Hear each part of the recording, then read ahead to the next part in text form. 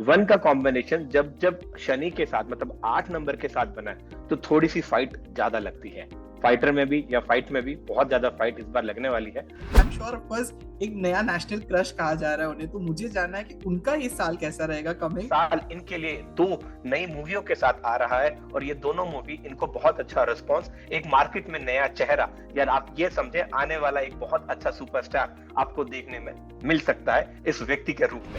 बिल्कुल भी शाहरुख खान को रुकने की जरूरत नहीं है। 2027 तक जितना काम कर लेगा, जितना काम अच्छी तरीके से कर लेगा, उतनी ज्यादा मान सम्मान प्रतिष्ठा और अपने परिवार के लिए बहुत कुछ बनाकर व्यक्ति जाएगा। हाय गाइस, वेलकम टू फिल्मी बीट। मैं हूं मुर्तजा इकबाल और आज मेरे साथ है सेलिब्रिटी एस्ट्रोलॉजर। आई थिंक जब मैं इनकी इंस्टाग्राम वीडियोस देखता हूँ ना, मैं कितनी चीजें ऐसी होती है जो मुझे लगता है मेरे लिए भी सही होती जा रही है।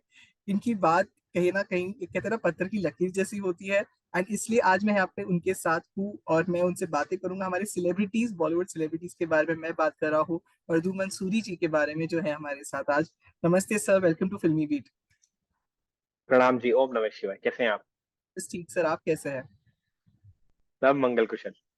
सर, ऑफ कोर्स मैं शुरुआत इस साल की जो बड़ी फिल्म है, पहली बड़ी फिल्म है फाइटर, उससे करना चाहूंगा। उसमें ऋतिक और दीपिका है, कैसा रहेगा उस फिल्म के लिए बॉक्स ऑफिस, और कैसा रहेगा इन दोनों के लिए ये साल? बहुत अच्छी बात, आपने पहला प्रश्न एक अपकमिंग ऐसी मूवी के बारे में किया जिसकी हलचल पूरे मार्केट में आज के समय पे भी गूंज रही है।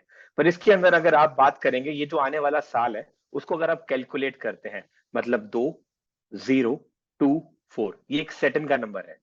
अगर आप ऋतिक रोशन की डेट ऑफ बर्थ की बात करते हैं तो उसका कॉम्बिनेशन आता है 10/1/1974, और दीपिका पादुकोण के अगर कॉम्बिनेशन की बात करते हैं उसका आता है 5/1/1986। अगर इन दोनों का हम कॉम्बिनेशन देखते हैं, जो उनका जो रूलिंग प्लेनेट है, अगर हम ऋतिक रोशन की बात करेंगे उसका रूलिंग बनकर आएगा, अगर हम उसका बेसिक नंबर बात करेंगे तो that will B one. One का कॉम्बिनेशन जब जब शनि के साथ मतलब 8 नंबर के साथ बना है तो थोड़ी सी फाइट ज्यादा लगती है। फाइटर में भी या फाइट में भी बहुत ज्यादा फाइट इस बार लगने वाली है। क्योंकि आप अगर दीपिका पादुकोण की बात करते हैं, उनकी इसी समय पे एक दूसरी पिक्चर आई थी जिसका नाम था पठान, जो लॉन्च हुई थी 25/10/2023 को, जिसके अंदर एक दिन पहले ही जो हम लोग सेलिब्रेशन करते हैं उससे एक दिन पहले ही ये मूवी आई थी और बहुत ज्यादा हिट गई थी। अगर आप उससे इस मूवी को अगर आप कंपेयर करने वाले हैं, क्या ये उतना रिकॉर्ड बना पाएगी, क्या उतना सस्टेन रह पाएगी, तो थोड़ा सा उनके फैंस के लिए हम ये कहना चाहेंगे कि उतने अच्छे बेटर रिजल्ट पर ये कॉम्बिनेशन नहीं दिखता है। अगर इसका न्यूमरोलॉजिकली आप कॉम्बिनेशन की बात करते हैं कि ऐसा क्यों नहीं दिखता है या उसमें किस चीज पर कमी है, अगर अब तक या आने वाले समय तक जो प्रमोशन में भी अगर उन चीजों को सुधार लिया जाए तो क्या उसकी हिट होने के चांसेस बढ़ते हैं? जी हाँ, बिल्कुल बढ़ते हैं। तो उसमें क्या कलर कंट्रास्ट का ध्यान आपको रखना है, जो ये सेलिब्रिटीज की मैं बात करने वाला हूं, जिसका नाम ऋतिक रोशन है और एक दूसरा दीपिका पादुकोण। बड़े ध्यान से इसको आप सुन लीजिएगा। जो मैंने आपको कॉम्बिनेशन बताया, इस कॉम्बिनेशन के अंदर जब हम कैलकुलेट करते हैं 2019 के अंदर दो मूवी उनकी हिट हुई थी। मतलब वो जो उनका रूलिंग पीरियड था वो कहीं ना कहीं सूर्य के कॉम्बिनेशन में चल रहा था, जो कि उनका रूलिंग प्लेनेट 10 नंबर है, मतलब एक नंबर है। जिस भी व्यक्ति का जन्म 1 तारीख को, 10 तारीख को या 19 तारीख को होता है, उसको जो गवर्न करता है वो सूर्य गवर्न करता है। इस कॉम्बिनेशन से इसका मतलब 2019 और 2020 का जो समय था उनके लिए बहुत ज्यादा ब्राइट फेस का था। आप सभी जानते हैं सुपर 13 ने मार्केट के अंदर इतनी ज्यादा हलचल करी थी, आपको उस मूवी को देखने पे मजबूर कर दिया गया था कि आप देखो। और कहीं स्टेट्स में तो उसको ऐसे कर दिया गया था कि टैक्स फ्री कर दिया गया था, भाई जरूर देखो। और बहुत अच्छा था क्योंकि वो कॉन्सेप्ट भी बहुत अच्छा था। दूसरा बात करते हैं वोर। वोर एक एक्शन फाइटिंग मूवी थी जो कि बहुत ज्यादा आउटस्टैंडिंग परफॉर्मेंस के साथ आई थी। उन मूवी के कंपैरिजन में अगर हम इस मूवी की बात करते हैं तो कहीं ना कहीं हमें थोड़ा सा इसमें डीलेनेस या उतना ज्यादा अच्छा एप्रिसिएशन या उतना ज्यादा अच्छा हमें पैसे के पॉइंट ऑफ व्यू से फाइनेंशियल गेन नहीं दिखता है। उतना ज्यादा प्यार लोगों का शायद तक इसमें थोड़ा कम मिलने वाला है। अगर इस चीज को बैलेंस करने वाले हैं, क्योंकि इस बार का जो रूलिंग है वो सेटन के साथ है और ऋतिक रोशन का जो डेट ऑफ बर्थ है वो कहीं ना कहीं बर्थ चार्ट के अंदर एक नंबर से रिप्रेजेंट करता है, that is called basic number. तो बेसिक नंबर का जब जब कॉम्बिनेशन बनता है और उनका जो डेस्टिनी नंबर का कॉम्बिनेशन बनता है वो 8 है। बड़े ध्यान से सुनिएगा। और आने वाला साल भी 8 नंबर का है। तो मैंने आपको बताया कि इस मूवी के अंदर आपका पहला प्रश्न है कि ये हिट जाएगी या नहीं। तो मैंने आपको बोला जितनी पठान हिट गई थी उसको क्रॉस करने में बहुत ज्यादा चैलेंजेस आने वाले हैं, परंतु ये मूवी बहुत ज्यादा लोगों के दिलों में छाने वाली है। इसका एक कॉन्सेप्ट बहुत ज्यादा नया रहने वाला है और लोगों को बहुत ज्यादा पसंद आने वाला है। जो पहले मैंने आपको बात बताया, एक नंबर कभी भी शनि का दोस्त नहीं होता। एक नंबर सूर्य को रिप्रेजेंट करता है और 8 नंबर सैटर्न मतलब शनि से गवर्न किया जाता है। और बाप और बेटे कभी कॉम्बिनेशन में दोस्त नहीं माने गए। इसलिए इस मूवी के अंदर प्रमोशंस होने के अंदर या मार्केटिंग करते समय पे हर्डल्स काफी इस समय पे दिख भी रहे होंगे, परंतु इस मूवी का अगर एग्जीक्यूशन देखा जाएगा, एग्जीक्यूशन बहुत अच्छा मार्केट के अंदर आएगा। और आप बात कर लो दीपिका पादुकोण की, उनका जो रूलिंग नंबर है, जो गवर्न नंबर आता है, वो कहीं ना कहीं टोटल जो उनका डेस्टिनी नंबर है वो 30 है, मतलब 3 नंबर है, दैट इज अ 3। वो रूल करता है जुपिटर को, मतलब विजडम को रिप्रेजेंट करता है। एक बड़ी, बहुत बड़ी खूबसूरत चीज होते हुए देखने वाला, दृश्य भाव रखने वाला व्यक्ति, that is a Deepika Padukone. सारी चीजों को देखने के बाद, सोचने समझने के बाद किसी चीज में एंट्री करने वाला व्यक्ति, that is called Deepika Padukone. तो वो, उसकी मूवी बहुत ज्यादा हिट होने वाली है, बहुत अच्छे रिजल्ट मिलने वाले हैं। जैसे पठान को रिजल्ट मिला था, उसके बराबर का रिजल्ट देखने को मिलने वाला है, पर उससे थोड़ा सा कम आप इस बार देख पाएंगे। क्योंकि उसका रीजन ये है, क्योंकि जब पठान मूवी आई थी उसका कॉम्बिनेशन 2022 के अकॉर्डिंगली किया गया था।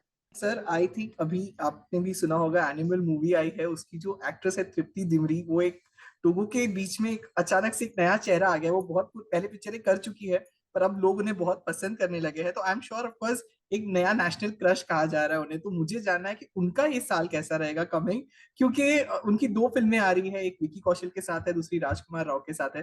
तो कैसा रहने वाला है उनका साल, अगर हम इस तृप्ति की बात करें तो? राजकुमार राव के साथ से शुरुआत करते हैं। उन्होंने वैसे भी अपना न्यूमरोलॉजी के लिए जो नेम एक्सेस कर रखा है, उसके अंदर कहीं ना कहीं वीनस बहुत ज्यादा डोनेट करता है। और जहां पे इस एक्ट्रेस की बात करी जाती है, इनका जो नेम कैलकुलेशन होता है, जिसके अंदर TRIP, TII के नाम से आता है, और DIMRI से होता है। तो ये पूरे का कॉम्बिनेशन कहीं ना कहीं वीनस को रिप्रेजेंट करता है। और वीनस कहीं ना कहीं लाइफ में लग्जरी, कंफर्ट, अबंडेंस को रिप्रेजेंट करता है। तो ये साल इनके लिए दो नई मूवियों के साथ आ रहा है, और ये दोनों मूवी इनको बहुत अच्छा रिस्पॉन्स, एक मार्केट में नया चेहरा, या आप ये समझे आने वाला एक बहुत अच्छा सुपरस्टार आपको देखने में मिल सकता है इस व्यक्ति के रूप में। इस व्यक्ति के पॉइंट ऑफ व्यू से अगर हम कैलकुलेट करते हैं, इसका जो रूलिंग है वो कहीं ना कहीं दीपिका के साथ ही माना जाएगा, क्योंकि दीपिका का जो डेट ऑफ बर्थ है वो कहीं ना कहीं 5 नंबर है, जैसा मैंने आपको बताया, बेसिक नंबर। और इनका जो डेट ऑफ बर्थ है वो 23/2/1994 है। अगर आप कॉम्बिनेशन को देखते हैं, a person with beauty and a brain, ये बहुत अच्छा कॉम्बिनेशन है। हम ये नहीं कहेंगे कि उसमें सारे के सारे ट्रेड बुध के आने वाले हैं। अक्षय कुमार सर की अगर बात करें, अनफॉर्चुनेटली ग्रेट चल नहीं रहा है और थोड़ा अप एंड डाउन हो रहा है। ऑफकोर्स OMG 2 चल गई थी लास्ट ईयर अगर इस साल की बात करें तो, बट दूसरी मूवीज इतनी ग्रेट नहीं कर पाई है। ऑफकोर्स उससे पहले भी लास्ट ईयर की अगर 2022 की भी बात करें तो उनकी फिल्में नहीं चली थी। तो क्या है अभी उनकी आने वाली फिल्म्स है, बहुत सी बड़ी प्रोजेक्ट्स उनके हैं, जैसे बड़े मियाँ छोटे मियाँ है, वेलकम 3 है, बहुत से बड़े प्रोजेक्ट्स है। और तो कैसा रहने वाला है उनके लिए ये साल? देखो, वेलकम 3 के पॉइंट ऑफ व्यू से अगर शुरुआत करते हैं, that will be not going to give a very good change, जैसे वेलकम 1 थी या वेलकम 2 थी। उतना अच्छा चेंज उसके अंदर नहीं आता, क्योंकि अगर इस साल की बात अगर हम अक्षय कुमार से शुरुआत करते हैं, उनका अगर आप डेट ऑफ बर्थ का एनालिसिस करते हैं, उसके अंदर कहीं ना कहीं 9 9 1967 का कॉम्बिनेशन है। बड़े ध्यान से सुनिएगा, कहीं ना कहीं उनके पूरे हॉरोस्कोप में मंगल एक्टिवेटेड है। मतलब ऐसे व्यक्ति का बॉडी में मूलाधार चक्र ऑटोमेटिकली एक्टिवेट होता है। इसलिए ऐसा व्यक्ति हमेशा अपने आप को मेंटेन करना पसंद करता है और मेंटेन करना चाहता है। ये बात तो आप सभी जानते हैं कि अक्षय कुमार की जो उम्र है, उस हिसाब से उस व्यक्ति का जो रुतबा है, या उस हिसाब से जिस हिसाब से उनका रिप्रेजेंटेशन है, जिस हिसाब से वो दिखते हैं, वो बहुत ज्यादा यंग और बहुत ज्यादा अच्छे दिखते हैं। परंतु मैं अगर इनकी मूवीज की बात करता हूं और आने वाले समय की बात करता हूं, 1967 जब उनका जन्म होता है, उसके अंदर आने वाले 45 साल ऐसा व्यक्ति राज करता है। इसका व्यक्ति ऐसा व्यक्ति ये तो नहीं है कि person born with a silver spoon, ये कॉम्बिनेशन इस पे अप्लाई नहीं होता। ऐसा व्यक्ति खुद गड्ढा खोदता है, खुद उसमें पानी भरता है, और खुद अपनी जिंदगी को गुजारने की कोशिश करता है, और जिंदगी भर मेहनत करके एक इतने खूबसूरत मुकाम पर पहुंच जाता है, जहां पर उसका सिर्फ दो चीजों का ध्यान रखना है। पहली चीज कि ऐसा व्यक्ति कहीं ना कहीं सरकार से जुड़कर काम करता है। आपने देखा होगा अक्षय कुमार के बहुत सारे प्रोजेक्ट गवर्नमेंट से जुड़कर आते रहते हैं। दो प्रकार के चेहरे होते हैं, जो हमेशा गवर्नमेंट के साथ जुड़कर काम करते हैं, या जो पर्सनली काम करते हैं। अक्षय कुमार 9 नंबर से रूल करते हैं, 9 नंबर मंगल का कारक माना गया है। ऐसा व्यक्ति सेनापति का मतलब काफी चीजों को रिप्रेजेंट करने वाला ब्रांड एम्बेसडर कहलाता है। तो आपको पता है कि वो कितनी चीजों के गवर्नमेंट के साथ जुड़कर भी ब्रांड एम्बेसडर का उन्होंने काम किया है। जहां पे उनकी बात मूवी से रिलेटेड आती है, कहीं ना कहीं उनको 2021 के बाद से एक आधी मूवी का हिट मिलता है, परंतु जब उनका चंद्रमा एक्टिवेट हो जाता है जो कि 2022 के अंदर आता है, 2022 से लेकर 2024 के बीच का जो कॉम्बिनेशन है, उसके अंदर उतना ज्यादा उनको नेम फेम नहीं मिला, या उतना ज्यादा उनका कॉम्बिनेशन उतना ज्यादा स्ट्रॉन्ग नहीं रहा। जो अभी रिसेंटली मूवी आई OMG 2, उसके पॉइंट ऑफ व्यू से भी अगर आप जो उसका एक बहुत अच्छा कॉम्बिनेशन देखना चाहें, कहीं ना कहीं वो चंद्रमा का ही कारक था। उसके अंदर जो उन्होंने रोल किया था वो भगवान शिव का ही रोल किया था। इसलिए उस मूवी के अंदर आप पॉजिटिविटी बहुत ज्यादा एक अलग आयाम में, ना कि उस व्यक्ति को एक अक्षय कुमार देख करके कोई व्यक्ति उस पिक्चर को देख रहा था, वो तो उस व्यक्ति का रूप था, पर उसके अंदर जो एक बहुत अच्छी आकृति बनाई गई, that is a Lord Shiva.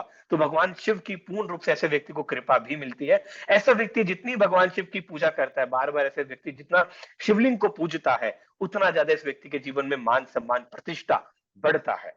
अब आने वाले जो उनके नए प्रोजेक्ट्स है, जो कि रिसेंटली आई थी मिशन रानीगंज। राजीगंज, राजीगंज जो एक रानीगंज। मिशन राजीगंज मूवी आई थी, वो अवार्ड तो बहुत सारे लेके गई। अब वो अजय कपूर ने उसको प्रोड्यूस किया था, बहुत अच्छी फिल्म उन्होंने बनाई थी, और सब लोग इसको मानते हैं न्यूमरोलॉजिकल पॉइंट ऑफ व्यू, परंतु कहीं ना कहीं उसके अंदर एक लैक ऑफ एक क्या रहा, उसके अंदर जो उनका रूलिंग गवर्न चल रहा था उस समय पे राहु एक्टिवेटेड था। गोचर में जब राहु एक्टिवेट होता है, और अक्टूबर जो अभी रिसेंटली अक्टूबर गया, 15 अक्टूबर के बाद शनि ग्रहण लगा और 29 अक्टूबर के बाद चंद्र ग्रहण लगा, तो ये भी कॉम्बिनेशन एक 400 450 साल के बाद बना था, जिसकी वजह से आपने देखा होगा 15 अक्टूबर के बाद से काफी लोगों को रात को सोने में बेचैनी, anxiety, depression, over thinking, insomnia का फैक्टर ऑटोमेटिकली बढ़ जाता है, या रात को नींद आनी कम हो जाती है। जब भी ग्रहण लगता है, उसी समय के या उसी के आसपास कहीं ना कहीं पानी में हलचल होती है, या अर्थक्वेक आने के सिम्टम्स बहुत ज्यादा बढ़ जाते हैं। ऐसे व्यक्ति को इस समय पे दो चीजों का ध्यान रखना चाहिए। अगर ये वीडियो उन तक पहुंचती है तो उनको दो चीजों का विशेष रूप से ध्यान रखना है। पहली बात, ऐसे व्यक्ति को काले नीले रंग के कपड़े बिल्कुल नहीं पहनने। आने वाले 1 डेढ़ साल तक अगर ऐसा व्यक्ति काले नीले रंग के इनरवेयर आउटरवेयर जितना ज्यादा अवॉइड करेगा, आप उस व्यक्ति की लाइफ में उतनी ज्यादा पॉजिटिविटी बढ़ते हुए देख पाएंगे, और उस व्यक्ति को बहुत अच्छी लाइफ में सक्सेस होने में रिजल्ट आएंगे। गुस्से पे कंट्रोल करना चाहिए, क्योंकि मंगल कहीं ना कहीं अंगारक योग भी बनाता है।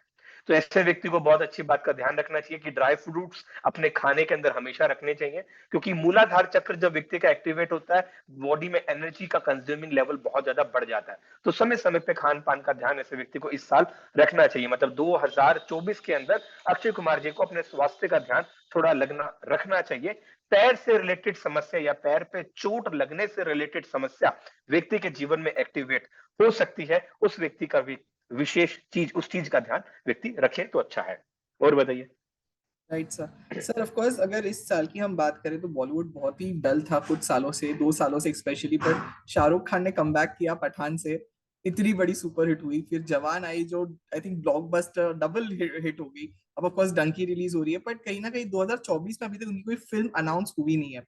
तो क्या शाहरुख सर को वो एक ब्रेक वापस लेना चाहिए कि ये टाइम है जहाँ पे उनको कंटिन्यू करते रहना चाहिए मूवीज लाना, कि बैक टू बैक हिट्स मिलेगी उनको?